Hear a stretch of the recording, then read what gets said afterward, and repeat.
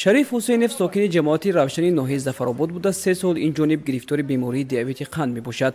نام برده با توصیه طبیبان در برابر معالجه شیر بوز را نیز استعمال می نماید که با گفته خودش برایش فایده کرده است. نام برده از فیرمای جهیده شیر بوز را دسترس می نماید و وضع سلامتیش خوب است. یک خیلی محل می شد که دست خون می لرزید، سرم چرخ می زد. بعد با توصیه برادرم این همسنف مناظر جون خاطی گفت که یک بار همین شیری بوزه یک بار نوشیده بین که چخیل میشه. من 12 روز چینی گرفتم، چرخزنی سرم، دستم میلرزیدگیش همش گم شد. بازیرچه خدا به شکر دیدم، خندم، 9 8 همه خیلی به فرو اومد. من همین چیز فایده دیدم که هر کس کسل خودش میدوند که خودش به چی میشه.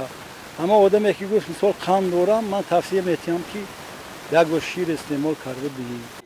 ما درباره فعالیت فیرمای اینواتسیونی پرورش چروای خرد شاخدار، بوزهای ذاتی اروپایی و کارخانه کارکرد شیر استیصال پنیر در دهات روشنی ناحیه زفراباد قبلا معلومات داده بودیم. این فرما با اشتراک اساسگذار صلح و وحدت ملی پیشوای ملت پرزیدنت جمهوری تاجیکستان محترم امالی رحمان چند سال قبل افتتاح یافته و سال تا سال فعالیت آن نظررس و بهتر و خوبتر گشته ایستاده است.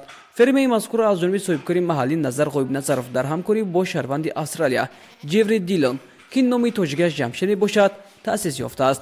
در برابر پرورش نگاهبین چروای خرد شاخدار در اینجا یک قطار تدبیرهای دیگر نیز راه اندازی کرده شده است. در حقیقت بوز کردیم، یعنی که بوز بیگون خیل خیمیکات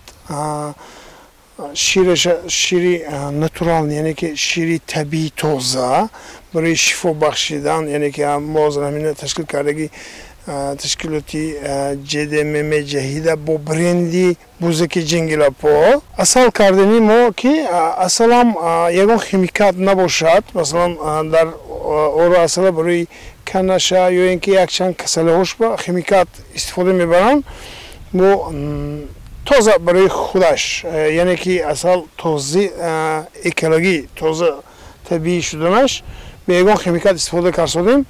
از اون جمله مرغم مثلا تخمی اکولوژی، یعنی که بیگون خیمیکات کنیم. ما گپراسش ما با علف پایده استفادیم، یعنی که فقط علف میتیم بعد غذایی هایی که به خیمیکات. سال جاری در فرما از چروای خرد و کلون شاخدار مرحله نسلگیری خوب جریان گرفت. در فرما با مسئله های خوش‌زادکنی و با وجود آوردن نسل های مطابق به اقلیم نیز از روی توسعه متخصصان منتظم کاربری کرده بشود. در فرما با پرورش حیوانات و پرنده ها دقت خاص ظاهر کرده شده. تمام فعالیت با آن نگرانده شده است که محصولها از لحاظ اکولوژی تازه و فایده بخش باشد، چون با دیگر سمت و ساحه‌ها پنج شدن بیماری سرطان کووید 19 در سال 2020 به این فرما نیز تاثیر منفی خود را رسانید. با یک شرطنامه یک تجهیزات آوردنی بودیم. همون تجهیزاتی ما 2020 سال 5 قسم کرده آوردیم، یعنی که یک قسمش اول، دوم قسمش ثانی، همین خیلی قریب که در یک سال مدت یک سال یک تجهیزات آوردیم. در کووید کمتر همونجا خلال رساند.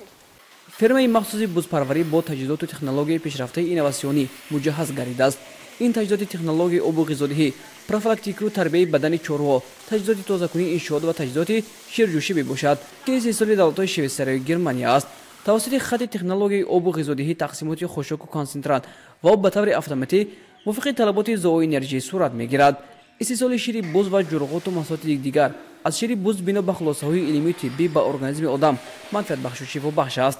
مسئولین فرمای اینواتسیونی بزپروری در حدود فرما با تأسیس کارگاه کارکرد شیر بوز استیصال پنیر را در اساس اصول و عنعنه‌های اروپایی براه ماندند.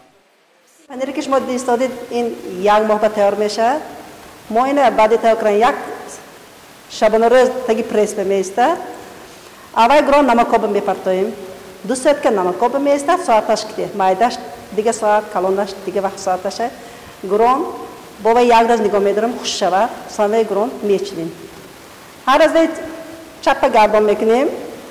یک ماه تیار میشه. اینجا به گالاندی های، گالاندی زیره دار، گالاندی 3 دانه دار. ماندگی که این برای چی اینجا؟ چون اینجا خالدنی خونه اینجا 10 گرادس حاضر ما خالدن کار نفرماییم، لیکن خودش 10 گرادس این هیبه مطابق برای همون مهم حاضر چه خزینه کار فهمیدگمونه خودش نست. قابل ذکر است که تامین و دسترسی اهالی به غذای خوش‌صفت و طبیعی عامل اساسی سالمی جامعه میباشد. هرچی بیشتر بر راه ماندن کارکرد محصولات چربا، خصوصا شیر چربا و از آن استحصال نمودن محصولات شیری از امکانات‌های تامین اهالی با مواد غذایی طبیعی خودی میباشد. از این لحاظ مسئولین فیرمای اینواسیونی در برابر پرورش و نگهبانی چربای خود همچنین پرورش ماهی، مرغ و اوری اصل را بر راه مانده در این زمینه محصولات‌های از لحاظ اکولوژی تازه را پیشنهاد ساکنان نموده ایستادند. جمشید با کارهای فیرما فرزندانش را نیز جلب نموده و با آنها نازکی‌های نگهبانی چربا را می‌آموزاند. فکر من هست که بچه‌ها کلان میشد باید کار یاد گیرد. من البته کار می‌فهمم در همین تریتوری نسبت به اتاج یا شیشتن اینجا هر خیلی کار هست. من فکر میکنم که با منت خودتون کار کنید یک برای سلامت فایده دارد، برای ماینتون فایده دارد، همه طرف فایده دارد. برای همین البته کودکای من گاو به یادم میکند، بز به یادم میکند، تولید کردنی بز یادم میکند، تازه کردنی بز، جوشیدنی بز، پنیر کردن، همه طرف به یاد گیرند. خیلی امروز دکترم و مور نگاه میکند. باعث ذکر است که تشکیل فیرمای مخصوص اینواسیونی بزپروری نخستین در منطقه است. با اینجا دیگر خواهشمندان نیز آمده از تجربه آنها آگاه میگردند و برای راه اندازی و پرورش و نگهبانی چرای خرد شاخدار از مسئولین جمعیتی دارای مساحتش محدود جهیده مصلحت و توصیه ها میگیرند. زیرا واقعا این اقدام صاحبکاران وطنی خارجی اوید به تشکیل فیرمای بزهای ذاتهای اروپایی و محلی شردی قابل پیروی و فهم کردن این تجربه در دیگر منطقه‌های کشور میباشد. باعث ذکر است که در شهر و ناحیه ولایت سوات شخصان الهیده از خارج کشور بزهای ذاتهای شردی اروپایی، روسی و قمری پاکستانی وارد نموده برای احتیاجات عائله و بازار شیر بز استحصال می‌نمایند.